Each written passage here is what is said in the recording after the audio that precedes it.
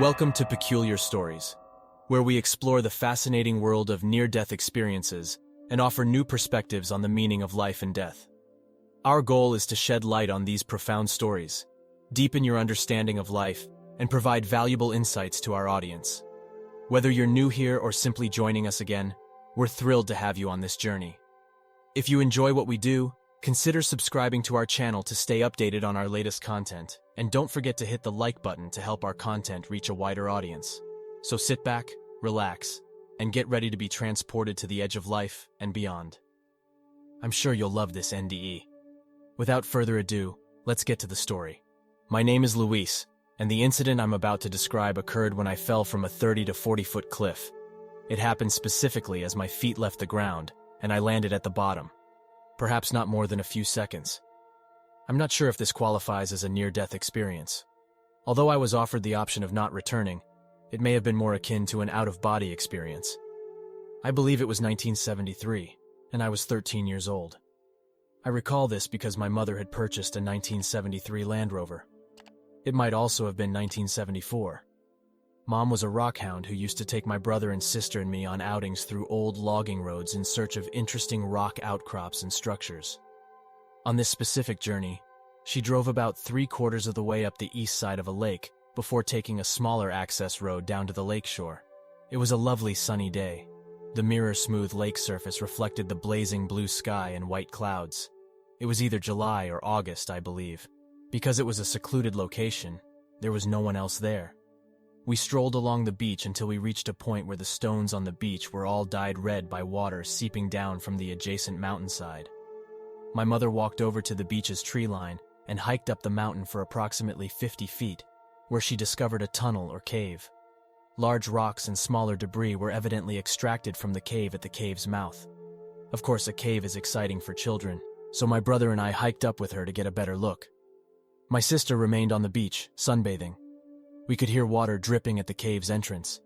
Everything was soaked within, and the cave's floor was flooded. The water was colored red, most likely due to iron oxide leaking from the sandstone. My mom told me not to go all the way in and see what was at the end. She was concerned that pebbles would fall from the ceiling and that it would be unsafe.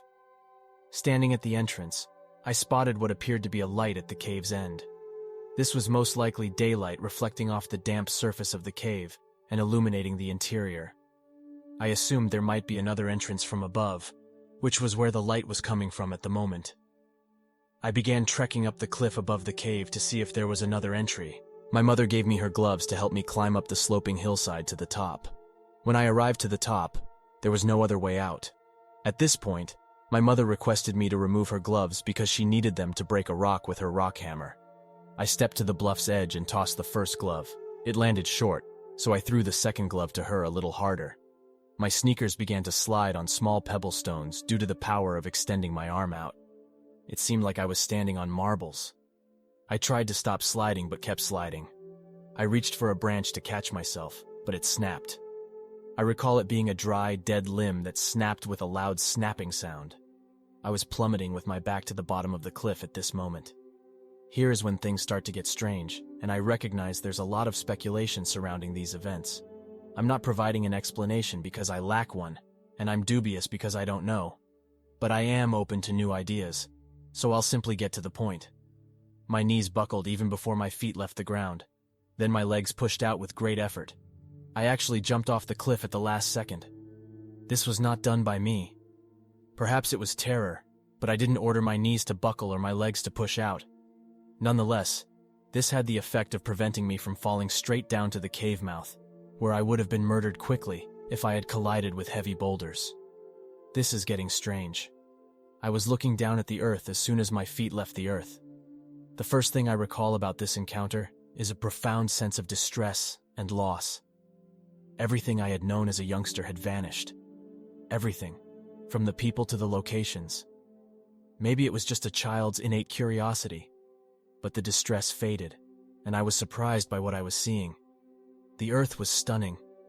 I remember thinking the enormous brown regions, the continents, were the incorrect hue. I expected the land to be as green as the mountains where I grew up. There was a lot of brown. I learned that not everything was green in different climates. The waters were incredible, so vast, and clouds came in all forms and sizes. When I turned to look around, I saw stars, much like you'd see in the night sky. But there were a lot more of them, and they were very brilliant, and also so gorgeous that I forgot about the Earth for a time. One of the stars grew larger and seemed to glide towards me. The star's brilliance was incredibly bright. I could make out a human shape, a staff, and possibly a robe within the light. Because the light was so strong, I couldn't make out the facial features, but I didn't get the sensation that I was staring at a man or a woman. Gender had no bearing on my perception of benevolent intelligence. There was a strong sense of delight and safety.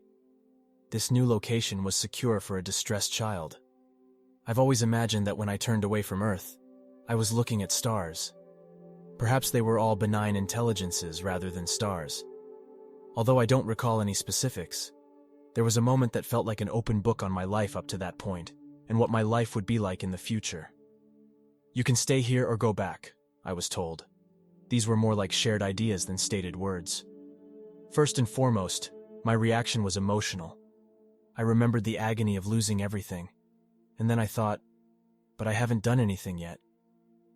I opened my eyes and found myself laying on the ground as soon as I said those words. I was lying on my back, looking up at the beautiful sky and clouds high above, past the thick trunk and limbs of a large cedar tree. That was also a lovely sight. I must have had some terrible moments as a child, since the next thing I recall is my mother yelling my name. There was a fear in her voice that there would be no response. She'll freak if I don't say anything, I reasoned. Perhaps I should pause for a moment. Then I realized, I can't do that, it's wrong. I was considering the benevolent intelligence's disapproval. Therefore, without even thinking about it, I responded immediately and stood up. I wasn't wounded, save for a little scratch on my leg. I came to rest among some broken limbs, plants, and tiny logs. My mother said I fell in an arc, and it appeared to be in slow motion, as if I were being carried. I informed her about my experience, but we never talked about it again until she became ill. She died of cancer 4 years later. When I went to see her in the hospital, she would clutch my hand tightly, as if she felt it connected her to something and offered her hope. While clutching my hand, she'd occasionally fall asleep or zone out from the morphine.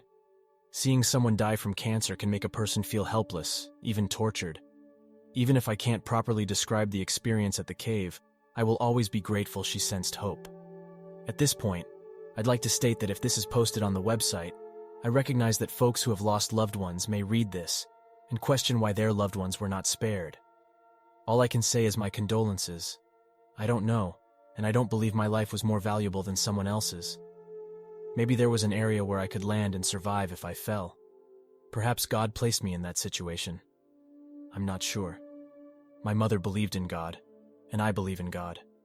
There is far too much violence, as well as a deadly mix of hostile political theocracies and ethnocentric murderous disorders, like Germany and Japan during World War II, or the current Rwanda atrocity, or the hundreds of thousands of people killed during the partition of India and Pakistan.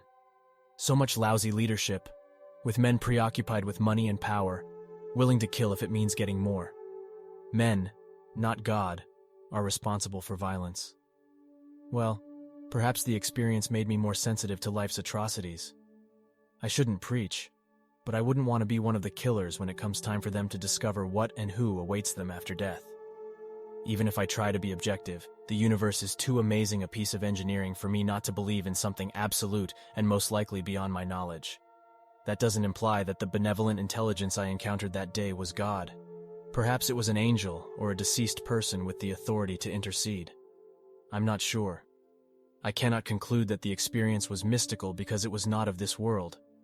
Perhaps there is a life beyond death that makes perfect sense, such as an intelligent life force or energy that science has yet to discover. Perhaps the human has an electrical template that survives death. It does not have to be mysterious in any way. The skeptic in me would say that trauma triggered my imagination, and I invented the event as recollection after falling to compensate for the trauma or stress. That doesn't explain why my legs kicked out, or the intricate nuances of the event, which appear to defy explanation. Therefore, while my skeptic side can find reasons to ignore the experience, my intuitive side knows there is life beyond death. That does it for today's video. Let me know what you thought about it in the comment below.